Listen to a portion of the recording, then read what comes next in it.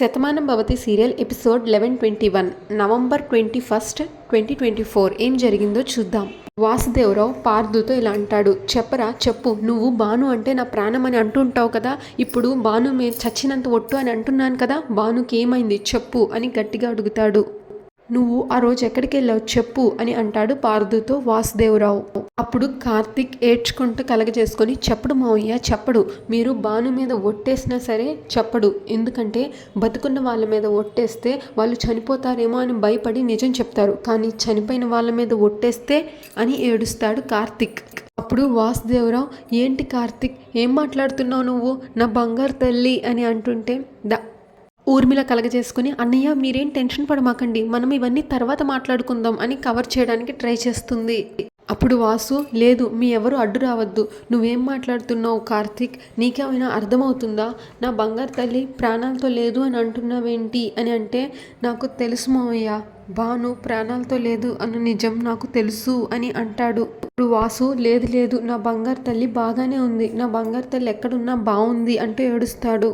అప్పుడు కార్తిక్ మావయ్య మీరెంతగానో ఇష్టపడే కూతురు ఈ లోకంలో లేదు అన్న నిజం మీకు మాత్రమే తెలీదు అని అంటూ ఏడుస్తాడు కార్తిక్. భాను లేదన్న నిజం మీరు తట్టుకోలేరని ఇక్కడున్న ఎవరు మీకు చెప్పలేదు మావయ్య, కానీ ఈ నిజం ఇక్కడున్న అందరికీ తెలుసు మీకు తప్ప అని అంటాడు. అప్పుడు వాసుదేవరావు ఏడుస్తూ లేదు మీ అందరూ అబద్ధం చెప్తున్నారు, నా కూతురు చచ్చిపోవడం ఏంటి, అది ఎప్పటికీ జరగదు, నా బంగారు తల్లి ప్రాణాలతో లేకపోతే నా గుండె ఇక్కడ ఆగిపోతుంది, నా బంగారు తల్లి ఎక్కడున్నా సరే బతికే ఉంది, తన ఇంటికి రానంత మాత్రాన తను చచ్చిపోయిందని మీ అందరూ ఎలా నిర్ణయానికి వస్తారు అని ఏడుస్తూ అడుగుతాడు వాసుదేవరావు. ఇప్పుడు బామ్మ లేదు వాసు, నిజాన్ని నీకు చెప్పలేక మా అందరి మనసులో దాచుకున్నాం, కానీ భానుని ఆ దేవుడు తీసుకుపోయాడురా అంటూ ఏడుస్తుంది. తలా ఒక మాట భాను లేదు అని వాసుని సర్ది చెప్పాలని ట్రై చేసిన వాసు మాత్రం కాదు, నా బంగారు తల్లి బతికే ఉంది, తను ప్రాణాలతోటే ఉంది, మీ అందరు అబద్ధం చెప్తున్నారు, తను బతికే ఉంది అంటూ ఏడుస్తాడు.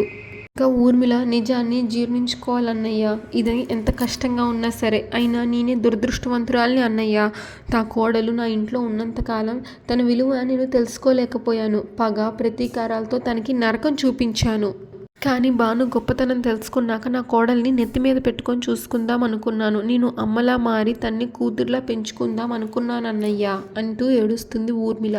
కానీ నేను చేసిన తప్పుకి ఆ భగవంతుడు ఇంత పెద్ద శిక్ష విధించాడన్నయ్య, భానుని మనందరి నుంచి దూరం చేసేసాడు అంటూ ఏడుస్తుంది ఊర్మిళ. ఇంకా మురారి రాధా అంటూ వెతుక్కుంటూ వాళ్ళ ఇంట్లో వెతుకుతాడు. ఈలోగా రాధ అవుట్ హౌస్లో కనిపిస్తుంది. ఏంటి రాధా నువ్వు అవుట్ హౌస్లో ఉన్నావేంటి అని అడుగుతాడు మురారి. అప్పుడు భాను ఎవరెక్కడుండాలో అక్కడ ఉంటే మంచిది కదండి అని అంటుంది. నువ్వు మా ఇంటి మనిషివి, మా ఇంట్లో ఉండాలి, నువ్వు అవుట్ హౌస్లో ఉండడం ఏంటి అని మురారి అడిగితే నేనెవరో నాకే తెలియని మనిషిని, నేను ఆ ఇంట్లో ఉంటే ఆ ఇంటి పరువుకి భంగం వాటిల్లే ప్రమాదం ఉంది అంటుంది భాను. అందుకే నేను ఇక్కడ ఉండడమే మంచిది, నేను ఇక్కడున్నా కూడా మీ ఇంట్లో ఉన్నట్టే కదా, గదుల మధ్య దూరం పెరిగినా మనుషుల మధ్య ఆప్యాయత మాత్రం తగ్గిపోదు, ఈ విషయంలో మీరు ఇంకేం మాట్లాడద్దు అని భాను అంటే అప్పుడు మురారి ఏంటి రాధా ఈ ఇంట్లో ఉండద్దు అని నీతో ఎవరైనా చెప్పారా, నాకు చెప్పు అని అంటే చెప్పాను కదండి ఎవరి హద్దుల్లో వాళ్ళు ఉండాలి, అందుకే ఆ సరిహద్దు దాటి నేను ఇక్కడికి వచ్చేసాను, దయచేసి దీన్ని ఇక్కడితో వదిలేయండి అంతే అంటుంది భాను. మురారి సత్య అని పిలుస్తాడు. సత్య వస్తుంది. ఏంటి మావయ్య అంటే రాధని అవుట్ హౌస్లో ఉండమని ఎవరు చెప్పారు అని అడుగుతాడు మురారి సత్యని. ఇంకెవరు అమ్మ అంటుంది సత్య. అప్పుడు కోపంగా వెళ్తాడు మురారి ఇంట్లోకి. అక్క నీతో మాట్లాడాలక్క అంటాడు. అప్పుడు ఏంటి తమ్ముడు నాతో మాట్లాడడానికి నీకేముంటుంది అని అడుగుతుంది జయ. అప్పుడు మురారి నా రాదంటే నీకెందుకు అంత కోపం అక్క, ఇన్నాళ్ళు నువ్వంటే నాకు గౌరవ మర్యాదలు ఉండేవి, నేనన్నా నా ఇష్టాలన్నా నువ్వెంతో మర్యాద చూపిస్తావన్న నమ్మకం నాకు ఉండేది, కానీ నా దగ్గర నవ్వుతూ నేను ఇష్టపడిన వాళ్ళ దగ్గర కోపం చూపిస్తావని పగ పెంచుకుంటావని నేను అనుకోలేదక్క. రాధ ఏం పాపం చేసిందనక్క నువ్వు తన మీద అంత ద్వేషాన్ని చూపిస్తున్నావు అని మురారి అడిగితే ఏంటి తమ్ముడు నా మీద నిందలు వేస్తున్నావా, తప్పు చేశాను అని అంటున్నావా, నేనెప్పుడు తప్పు చెయ్యనురా, ఈ ఇంటి ఆడపిల్లని, ఇంటి గౌరవం పోతుంటే ఎట్లా చూస్తూ ఊరుకుంటాను, అందుకే నాకు తెలిసి నిజాన్ని బయటికి చెప్పాను అంతే, నువ్వేమో నిజాన్ని దాచాలి అనుకున్నావు, నీకు ఇష్టమైన వ్యక్తి కోసం ఇంటి పరువుని పణంగా పెట్టాలి అనుకున్నావు, కానీ నేను అలా అనుకోలేదు. గౌరవమే ఊపిరిగా బతికే అమ్మకి నిజాలు తెలియాలి అని అనుకున్నాను. అందుకే అలా చెప్పాను అని అంటుంది జయ. నేనేమీ తప్పు చేయలేదు అని జయ అంటే అప్పుడు మురారి, నువ్వు నిన్ను ఎంత సమర్థించుకున్నా సరే నువ్వు ఈరోజు చేసింది తప్పే అక్క. నిజంగా నీకు రాధ మీద కోపం లేకపోతే నువ్వు నన్ను వచ్చి ప్రశ్నించేదానివి, నన్ను నిలదీసేదానివి. కానీ ఊరందరి ముందు పిలిచి పంచాయతీ పెట్టేదానివి కాదు. దీన్ని బట్టి అర్థమవుతుంది కదా రాధ మీద నీకు కోపం ఉందని. నేను దాన్ని ప్రేమించి ఇంటికి తీసుకొచ్చినప్పుడు ఊరందరూ బాగుండాలి అని కోరుకుంది. తర్వాత మా ప్రాణాల మీదకి వచ్చినప్పుడు దేవతలాగా వచ్చి కాపాడింది. చివరికి మనం ఎవ్వరం చూడని వ్యక్తి ఈ ఇంటి నాశనం కోరుకుంటున్నాడు అన్న నిజాన్ని కూడా రాధే బయట పెట్టింది. ఇంటికి రాధ ఎప్పుడు మంచి చేసిందక్క, కానీ అలాంటి రాధ మీద నువ్వు ఇంత అక్కసు కక్కుతున్నావంటే చాలా ఆశ్చర్యంగా ఉందక్క అంటాడు మురారి. అప్పుడు సత్య బాధగా, మావయ్య నువ్వేం బాధపడకు అంటుంది. జయ, చూడు తమ్ముడు, నువ్వు రాధని ప్రేమించావు. రాధ బాధపడుతుందని నేను చేసింది నీకు తప్పుగా అనిపించవచ్చు, కానీ నువ్వు నేను ఒకే ఇంట్లో పుట్టాం. ఈ ఇంటి గౌరవం ఏంటో మనందరికీ తెలుసు. ఇది ఊరు సమస్య కాబట్టి ఊరందరినీ పిలిచి చెప్పవలసి వచ్చింది అంతే అంటుంది జయ. ఈ ప్రపంచంలో ఏ ఆడపిల్లైనా తన తాళి తనే కట్టుకుంటుందా, అది కూడా దేవత సమక్షంలో? ఇంకా అమ్మవారికి విలువేముంది, ఊరికిచ్చిన విలువేముంది? వివాహం నాటకం కాకూడదురా, జీవితం అవ్వాలి. అటువంటి దాన్ని తను నటించింది, ఊరికి సమస్య అయింది. అందుకే ఊరందరికీ చెప్పాను, అంతేగాని నీ మీద కోపంతోనో రాధ మీద పంతంతోనో కాదు అని అంటుంది జయ. అప్పుడు మురారి, నిజమే అక్క, 6 నెలల క్రితం రాధ ఇంటి నుంచి వెళ్ళిపోవడానికి కారణం కూడా నాకు ఇప్పుడు తెలిసింది అంటాడు కోపంగా. అప్పుడు జయ భయపడుతూ, ఏంట్రా నువ్వు అనేది అని అంటే, అవునక్క, నీ ప్రవర్తన చూస్తుంటే నాకు ఇప్పుడు అనుమానం కలుగుతుంది. 6 నెలల క్రితం రాధ ఇంటి నుంచి వెళ్ళిపోవడానికి కూడా ఇలాంటిది ఏదో జరిగే ఉంటుంది అని అంటాడు. ఎందుకంటే ఏదో ఒక కారణం చేత రాధ నీకు నచ్చలేదు, తను ఇక్కడ ఉండకూడదు అని నువ్వు కోరుకుంటున్నావు. అప్పుడు కూడా ఇలాంటిది ఏదో ఒకటి చేసే ఉంటావు. పాపం బయటికి చెప్పలేక నా రాధ ఇంటిలో నుంచి వెళ్ళిపోయింది, కానీ నాకు దూరమై ఉండలేక నా రాధ తిరిగి వచ్చింది. అనుకోని ప్రమాదంలో తను గతాన్ని మర్చిపోయింది. కానీ ఒక్కటి గుర్తుపెట్టుకో అక్క, ఏ రోజైనా సరే రాధకి గతం గుర్తొస్తుంది, ఆ రోజు అన్ని నిజాలు బయటకు వస్తాయి అని అంటాడు మురారి. అప్పుడు జయ కోపంగా, అంటే ఏంట్రా నువ్వు అనేది? తప్పెవ్వరూ చేయలేదు, నీ రాధ చేసింది. ఇంటి నుంచి ఎందుకు వెళ్ళిపోయిందో ఎవరికి తెలీదు. తిరిగి వచ్చేటప్పుడు ఒంటరిగా వచ్చింది అని నువ్వు అనుకుంటున్నావు, కానీ తల్లిగా తిరిగి వచ్చింది అన్న నిజం నీకే కదా తెలిసింది. ఒక ఆడపిల్ల తల్లయింది అంటే ఏం జరిగిందో నేను నీకేం చెప్పక్కర్లేదు అనుకుంటా. అలాంటి రాధని నువ్వు గుండెల్లో పెట్టుకున్నంత మాత్రాన తప్పు ఒప్పైపోదు. రాధే గనక నిప్పు అయితే ఈ పరిస్థితి ఎందుకు వస్తుంది, ముందు నువ్వు అది తెలుసుకోరా అంటుంది జయ. ప్రేమ అనేది 2 మనసుల్ని కలిపేటట్టు ఉండాలి, కానీ దూరమైన రాధ తన కడుపులో ఇంకొకరిని పెట్టుకొని వచ్చింది. తను నీ ప్రేమకి ఎంత విలువనిచ్చిందో తెలుసుకో అని అంటుంది జయ. మురారి కోపంగా, తప్పుగా మాట్లాడుతున్నావక్క, నా రాధ గురించి ఇంకొక మాట మాట్లాడినా నేను ఊరుకోనేదే లేదు అని అంటాడు. భువనేశ్వరి వస్తుంది. భువనేశ్వరి అక్కడికి వచ్చి, కిట్టయ్య, ఏంటి కిట్టయ్య ఇది, మీ ఇద్దరు గొడవ పడుతున్నారా? మీ ఇద్దరు గొడవ పడ్డం ఇంకోసారి నేను చూడకూడదు అని అంటుంది. భువనేశ్వరి అక్కడి నుంచి వెళ్ళిపోతుంది. జయ, చూడు తమ్ముడు, నువ్వు తప్పు పట్టవలసింది నన్ను కాదు, అసలు అక్కడ ఏం జరిగిందో తెలుసుకో, తర్వాత నన్నుతో వచ్చి వాదించు అని అంటుంది జయ. మురారి అక్కడి నుంచి వెళ్ళిపోతాడు.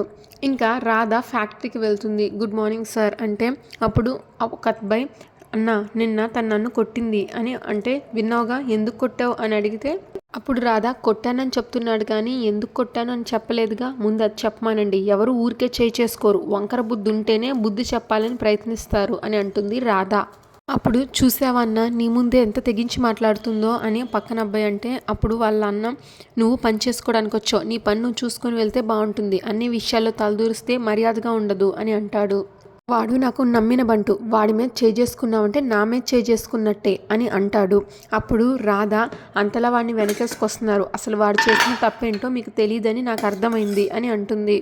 పనికొచ్చిన అమ్మాయిని వాడు బలవంతం చేయాలని చూశాడు, అలాంటి వాడిని వదిలేయమంటారా అని అంటుంది రాధ. అప్పుడు వాళ్ళ యజమాని, అది వాడికి సంబంధించిన విషయం, ఇక్కడ ఎవరికీ లేని బాధ నీకెందుకు అని అంటే, అప్పుడు రాధ, అది తనకు సంబంధించిన విషయం అయితే తన ఇంట్లో చూసుకోవాలి, పనిచేసే ప్రదేశంలో కాదు. ఇక్కడ అందరం ఒకటిగా పనిచేయడానికి మాత్రమే వచ్చాం, వాళ్ళతో పని మాత్రమే చేయించుకోవాలి, పశువులాగా మీద పడితే ఎవరు చూస్తూ ఊరుకోరు అని రాధ అంటుంది. అప్పుడు వాళ్ళ యజమాని, నువ్వు ఎక్కడి నుంచో వచ్చి ఈ ఊర్లో బతుకుతున్నావు, నీకు ఎవరు లేరు అని ఈ ఊర్లో అందరూ చెప్పుకుంటున్నారు, నువ్వేమో ఇంత పొగరుగా మాట్లాడుతున్నావు అని అంటాడు వాళ్ళ యజమాని. నువ్వు ఒంటరివి అంటే నేను నమ్మడం లేదు. అసలు నువ్వెందుకు వచ్చో ఏం చేయాలని వచ్చో మొత్తం తెలుసుకుంటాను. ఆ తర్వాత నీతో నేను మాట్లాడతాను అని అంటాడు. మా ప్రాంతానికి వచ్చి మాకే వార్నింగ్ ఇస్తావు అంటే ఎందుకు ఊరుకుంటాం అని అంటే మీరు ఇలా మాట్లాడతారు అంటే నేను ఇక్కడ పనికి వచ్చేదాన్నే కాదు అని అంటుంది రాధ. ఒక ఆడపిల్ల పట్ల వాడి ప్రవర్తన బాగోలేదు అని వాడికి బుద్ధి చెప్తే తిట్టి ఉద్యోగంలో నుంచి తీసేయడం మానేసి ఎందుకు కొట్టాను అని నన్ను తిడుతున్నారు. ఇలాంటి చోట ఆడవాళ్ళకి ఎలాంటి సేఫ్టీ ఉండదు అని అర్థమైంది. అందుకే నేను మీ దగ్గర పనిచేయాలనుకోవట్లేదు, నేను వెళ్ళిపోతున్నాను అంటుంది రాధ. కానీ ఒకటి మాత్రం గుర్తుపెట్టుకోండి, మళ్ళీ వీడు ఏ పిచ్చి వేషాలు వేసినా ఏ ఆడపిల్ల జోలికి వెళ్ళినా నాకు తెలిస్తే నేనే వెళ్ళి పోలీస్ కంప్లైంట్ ఇస్తా, మీ ఇద్దరు ఇరుక్కుంటారు అని అంటుంది రాధ. చూడండి, పొట్టకూటి కోసం ఏదో ఒక పని కోసం ఆడవాళ్ళు బయటకు వస్తారు. కానీ గడప దాటి వచ్చిన ఆడదంటే ప్రతి ఒక్కరికి లోకుగానే ఉంటుంది. తను ఏం చేసినా అడగదు అని. తనని ఎంత బాధ పెట్టినా మౌనంగా ఎదురుస్తుంది కానీ ఎదురు చెప్పదు అని. కానీ ఇలాంటి వాళ్ళ దగ్గర ఆడవాళ్ళు పులిలాగా ఉండాలి. స్త్రీ శక్తిని చూసి ఏ శక్తి అయినా సరే భయపడాలి అని వాళ్ళందరికీ ధైర్యం నింపుతుంది రాధ. మన జోలికి వస్తే పళ్ళు రాలుతాయని, ప్రాణాలు పోతాయని వాళ్ళకి తెలిసిన రోజే మనం సేఫ్గా ఉండగలుగుతాం. ఇది గుర్తుపెట్టుకొని ధైర్యంగా ఉండండి అని అక్కడి నుంచి వెళ్ళిపోతుంది రాధ. మను వాసుకి కాఫీ తీసుకొస్తాడు. కాఫీ తీసుకో వాసు అంటే నాకు తాగాలని లేదు, అసలు ఎందుకు బతుకుతున్నానో అర్థం కావట్లేదు అని వాసు అంటాడు. ఏంట్రా ఆ మాటలు, నువ్వు దూరం అయితే నేనెలా బతుకుతాను, నిన్ను దూరం చేసుకొని నేను బతకలేనురా వాసు అని మను అంటాడు. అప్పుడు వాసు అసలు ఏం సాధించానురా, నేను చిన్నప్పుడే శివ దూరం అయిపోయాడు. కళ్ళు కాయలు కాచేలా ఎదురు చూసి వాడిని చూడకుండానే మీనాక్షి దూరం అయిపోయింది. తను నా కూతురు కాదు, నాకు అమ్మ అనుకున్న టైంకి నా కూతురు నాకు అన్యాయం చేసి వెళ్ళిపోయింది. ఇంకా నేను ఎందుకు బతుకుండాలి అంటాడు వాసు. ఈ బాధని అనుభవించడానికా అంటూ ఏడుస్తాడు. ఇప్పుడు మనోహర్ లేదురా, ఎంత పెద్ద కష్టమైనా రావచ్చు, కానీ దానికి పరిష్కార మార్గం కూడా భగవంతుడే చూపిస్తాడు అని అమ్మ ఎప్పుడు చెప్తూ ఉంటుంది కదా అని మను అంటాడు. అలాగే ఈ బాధల నుంచి బయటపడే పరిష్కారం ఏమన్నా దొరుకుతుందా అని మేమందరం కూడా ఆలోచిస్తున్నాం అని మను అంటాడు. అప్పుడు వాసు, దేనికోసం ఎదురు చూడాలరా, జీవితంలో ఏదన్నా కష్టం వచ్చిందంటే అది తీరుతుందేమో అని ఆశతో ఎదురు చూడొచ్చు. కానీ వాళ్ళే జీవితం అని బతుకుతున్నప్పుడు వాళ్ళు మనల్ని శాశ్వతంగా వదిలిపెట్టి వెళ్ళిపోతే దేనికోసం ఎదురు చూడాలి, తట్టుకొని ఎలా నిలబడగలం? అలా చూస్తే అది అత్యాశ అవుతుంది. అలా ఎదురు చూస్తే చివరికి అత్యాశే మిగులుతుంది. ఈ బాధకి కన్నీరు ఇంకిపోయేంత వరకు ఏడవడం తప్ప వేరే పరిష్కారం ఏమీ లేదురా అంటాడు వాసుదేవరావు. అప్పుడు ఒక స్వామీజీ వాళ్ళ ఇంటికి వస్తారు, ఊర్మిళ వాళ్ళ ఇంటికి. ఆ గురువు గారు ఇంటిని ఆశ్చర్యంగా చూస్తూ ఉంటాడు. ఇంకంతటితో ఈ ఎపిసోడ్ పూర్తయిపోతుంది. ఇంకా నెక్స్ట్ ఎపిసోడ్ ప్రోమోలో ఊర్మిళ అందరినీ పిలిచి మళ్ళీ అందరం మామూలు మనుషులం కావాలి అంటే ఈ ఇంట్లో జరగవలసింది కార్తిక్ పెళ్ళి అని చెప్తుంది ఊర్మిళ. ఊర్మిళ, నీకు నీలిమకి పెళ్లి చేయాలి అని నిర్ణయించుకున్నాను, ఇదే నా నిర్ణయం అని అంటుంది. నీలిమ ఎంతో సంతోషిస్తుంది.